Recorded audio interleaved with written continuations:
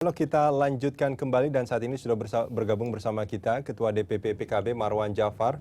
Mas Marwan, ini kalau kita bicara soal wapres ideal, ini untuk Indonesia lah, taruh seperti itu. Tadi kita sempat bahas sama Mas Kodari dan juga Mbak Eva, tadi ada orang yang punya integritas, bisa membawa perubahan, punya kompetensi artinya. Nah, tapi kalau kita bicara soal faktor-faktor tadi, mestinya juga kan kita harus melihat apa sih permasalahan bangsa yang harus diselesaikan.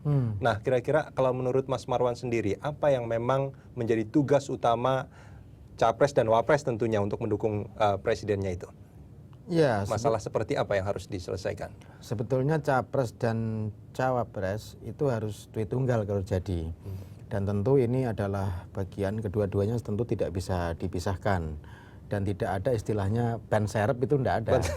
Jadi harus punya tugas yang jelas dan saling berkoordinasi, saling berkomunikasi dan menjadi satu kesatuan di pemerintahan. Itu yang pertama. Yang kedua adalah masalah bangsa kita ini sangat kompleks ya. Dari masalah ekonomi, masalah hukum, masalah sosial dan seterusnya. Kompleks sekali bangsa kita ini. Memang kita membutuhkan sebuah perubahan yang sangat mendasar dan akseleratif sehingga ke depan tentu jauh lebih baik dari yang sekarang. Ya. Nah, ini tentu ditopang dengan gagasan-gagasan yang cerdas, gagasan-gagasan yang ideal dan juga gagasan-gagasan yang strategis sekaligus implementasinya. Ya. Oleh karena itu dalam konteks koalisi tentunya juga dibuat semacam GBHN bersama sehingga ini menjadi tawaran konkret dari sebuah kerjasama atau koalisi itu yang akan diimplementasikan di pemerintahan. Iya, menurut Anda Tentu tidak hanya di pemerintahan ya, termasuk juga ini ada garis linier di parlemen. Ya, kalau kita melihat kan dulu kita di zaman Orde Baru ya, di luar sisi-sisi yang menjadi perdebatan, tapi paling tidak yang kita akui bersama bahwa pada saat itu kita punya sebuah rencana pembangunan yang jelas sebetulnya. Ada garis-garis besar haluan negara yang jelas sebetulnya.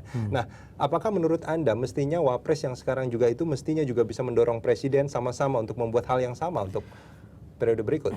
Saya kira itu salah satu pilihan PKB misalnya bergabung dengan PDI Perjuangan adalah bersama-sama membangun itu sehingga arah pembangunan jauh lebih terukur, jauh lebih punya ukuran-ukuran yang jelas dan punya guidance tentunya.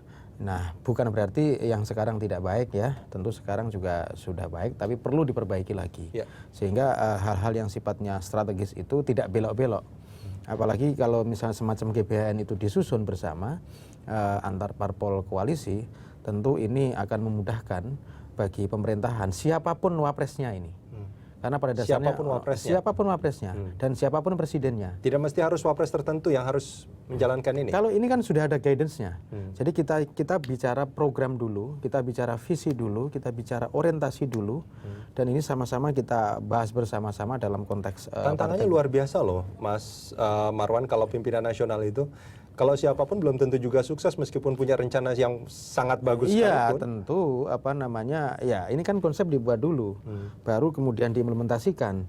Pada dasarnya Cawapres yang kita bahas pada malam hari ini adalah tentu ya punya namanya negara kan punya leadership.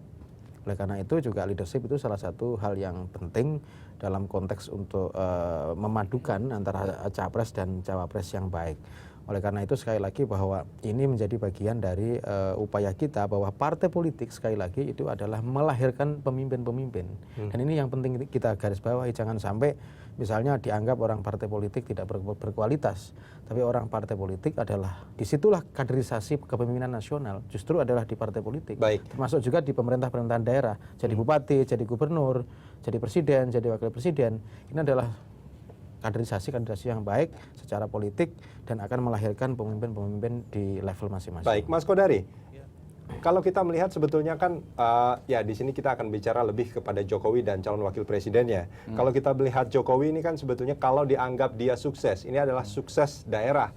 Dia di Solo sebagai sebagai wali kota, dia punya kewenangan yang luar biasa terhadap bawahannya. Demikian juga ketika di Jakarta. Sementara kalau dia lolos menjadi presiden, ini tantangannya agak sedikit berbeda. Dia tidak punya kewenangan yang yang sungguh-sungguh terhadap taruhlah pimpinan daerah.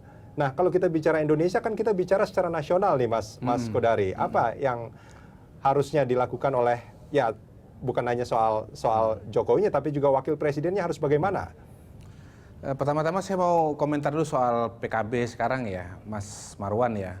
Ini Mas Marwan dengan Caimin ini dan kawan-kawan di PKB sekarang ini pintar betul talent scoutingnya. Untuk jurukamnya bisa gandeng Rhoma Irama, Ahmad Dhani. Untuk calon wakil presidennya bisa gandeng Mahfud, JK. Dua-duanya nominasi. Untuk pengusahanya Pak Rusdi Kirana. Jadi saya kira Ketua nggak umumnya heran kan lah. perlu Mas Kodari juga Hah? kan? Ketua umumnya kan perlu juga. Ketua kan? umumnya sama ketua fraksinya ini cocok nih memang. Dan ketua fraksi ini yang namanya Pak Marwan ini saya kira representasi anak muda di NU ya yang bagus ya. Nah, pertanyaan dari Pak Rudi ya soal tugas dan wewenang. Menurut saya sih mestinya soal wewenang nggak ada soal ya. Memang ini tingkat nasional, bukan kota, bukan provinsi, tapi saya kira persoalannya sama.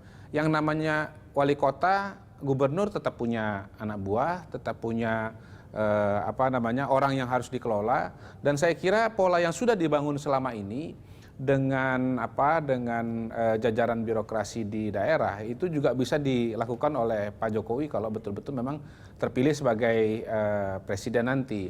Memang mungkin agak beda kondisinya karena kepala daerah kan mereka dipilih secara langsung oleh masyarakat dan tentu perlu penyesuaian sendiri. Tapi saya kira kunci yang utama itu tetap bukan soal yang legal formal. Persoalan-persoalan kita itu banyak bisa diselesaikan dengan pendekatan psikologi dan pendekatan komunikasi yang baik. Jadi menurut saya Jokowi adalah seorang pemimpin yang punya kemampuan komunikasi politik yang baik ya, yang membuat dia bisa misalnya moncer di Solo atau di DKI, dan kalau itu dijalankan mestinya tetap bisa memimpin orkestrasi pembangunan Indonesia. Jokowi supaya punya menjadi komunikasi maju. politik yang baik tapi gagal menggait P3 ya. Kalau soal P3 saya kira mereka punya nalurinya sendiri lah kira-kira gitu. Kita akan sambung ini di segmen berikut oke. nanti.